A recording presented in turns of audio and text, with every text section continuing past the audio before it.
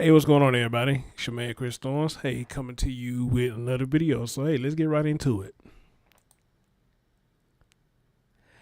As always, good morning, good afternoon, good evening, where you watching my content. As always, like, comment, subscribe, and share. So, all right, guys, y'all know this has been a hot topic across the globe about the young lady of the name of Kei'Mani Latigue. Okay, there's a lot that's going on with this story, and every time you put out a new video, there's something else new that's coming out about it. You know, it just crazy. And the baby just had a birthday Friday, but unfortunately, she's not on this earth anymore to enjoy the many birthdays they could have possibly came. All right, but her birthday was this past Friday. I'm gonna say happy birthday to her. Now, what I'm bringing to your attention here is, they said, I guess the Child Protective Services saying that they found no reason to remove her from her grandma's home. And after three reports, and here's what's been said. County Children's Services did provide some information today on Kei'Mani's case. They also stated that information regarding investigations of child abuse and neglect are confidential. The prosecutor did, however, approve the release of some limited information. Lucas County Children's Services went over her case history with the agency while in the care of her grandmother. There was one entry in December of 2023 and two reports in March of 2024. All were investigated by Lucas County Children's Services, including talking to Kei'Mani alone. And they say no evidence was found that would have led them to take her from the home. So they, not only there were three reports, but they actually talked to Kei'Mani alone. Now, I see, this is where I hate that the baby's not alive, because we don't know what was said. But given her age, I don't know if they would have released what she said anyway or not. I don't know. Hopefully they will release their report sometime soon so the public can see what exactly Kei'Mani said. All right. But like a lot of us said, you know, she probably was scared out of her mind and just didn't know how to tell people that, you know, she felt some type of way by staying with the grandmother, and probably felt some type of way by, okay, they saying it's her dad. Then they claiming that the mom came out and said Donnell's not her biological dad. So it's a whirlwind going on with that, you know. But even with that, though, you know, she probably just didn't know how to express herself or how she was feeling and the thing that was going on in the house.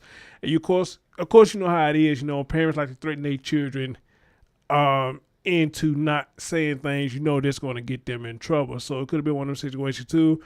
The grandma knew they was coming, or however the hell they went.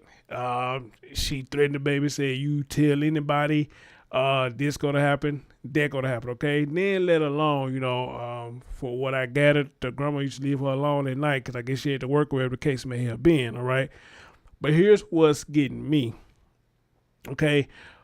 Per my last stream, I played where the school and a former teacher had concerns about Kei'Mani being abused. So I believe a couple of times what the grandma said is the school called. Okay, so I would have to ask the question now, because again, I say school ain't just gonna call the CPS for no reason. They call because they saw something, all right, and they saw something that shows sign of abuse. Even one of the students in one of the videos I played said that she saw bruises on her. Okay, so again, I asked the question: how did the school see it, but nobody else saw it? That's crazy to me. The school seen signs of abuse, but nobody else have, including the LCCS or whatever the hell you call them. How are they able to see it and y'all didn't find nothing? But it's remind me that a couple people once told me, you know, when it comes to them visits, if I remember what they told me, they say if you really sure that they got a place to lay, or at least about 3 days or a week worth of food or something like that, they really not gonna look into it. That's if memory served me right. That was told to me. I don't know. Maybe some of y'all in the comment section can tell me how that actually works. But I think somebody told me, as long as you got showing where they can lay down, they not laying on the floor. Even they laying on a sleeping mat or something, they will look at that and deem that as fit. If they have food to at least last them for a week or 3 days or something like that, they say they would deem that fit. Of course, I'm ignorant to that because I don't have any children, so I don't know how this stuff works. But hopefully, some of you mothers or fathers who have dealt with them, can tell me how does that mechanism work when they come out there to do a visit or whatnot. What exactly do they be looking for? Okay, besides allegation of abuse or sexual abuse or whatever, I just don't get how 3 reports and nothing found, but everybody else is found. I just don't understand. And it says right here in Toledo, Ohio, Lucas County Children's Services said Friday it found no evidence to remove Kei'Mani Latigue from her home after 3 reports were received during back to 2023. The LCCS said it received a report on December 8, 2023, and 2 reports on March 21st, 2024. Regarding the care of Kei'Mani while she was in the care of her grandmother, Dorothy Latigue. Then it goes on to say, how do I get this on my screen? Okay.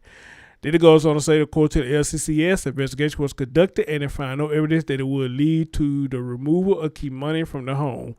LCCS said it met with Kei'Mani and spoke with her alone about each investigation. I would love to know what she said to them. That baby probably scared out of her mind, man, and didn't know what to do. LCCS spoke to referral sources and other involved people to get the full picture of the family. LCCS said in a press release.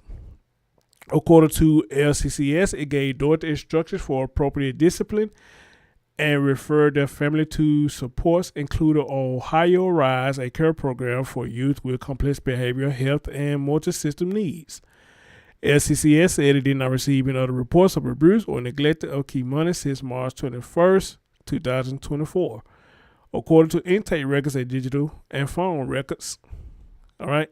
According to LCCS, there has never been any information about who the father of Kei'Mani is. LCCS said Donnell Jones, now accused of Kei'Mani murder, was never named as the father. Y'all see what I'm talking about? He was never named as the father. So what is going on here? What is going on here? He was never named the father of Kei'Mani, nor as someone who abused or neglected Kei'Mani. Jones was also not named as an involved adult or support person to Kei'Mani or Dorothy Latigue. Part of the press release from Lucas County Children's Services reads, under Ohio law, information regarding investigation of child abuse and neglect is confidential. While it was our strong desire to be able to disclose the facts about involvement with Kei'Mani Latigue, we also understand that the top priority is justice for Kei'Mani. We did not want to do anything to jeopardize the criminal prosecution of her murder. At the time, the prosecutor has approved the release of limited information. Once the prosecutor determines that the further release of information will not be jeopardized prosecution, we intend to release additional information to help answer the community's question. In the meantime, you will understand that we cannot provide any information beyond what we have provided here and will not be able to answer questions as always, but I guess I get it and I understand, So again, surrounding this Donnell dude, nobody know nothing. He was not labeled as the father or a person of interest. So again, man, what is really going on here? Seriously. It's just a whole bunch of fuckery going on. And it sounds like people are trying to protect people too, if you ask me. It sounds like you got people just trying to protect people. Maybe he was never named the father because people probably trying to protect him. All right?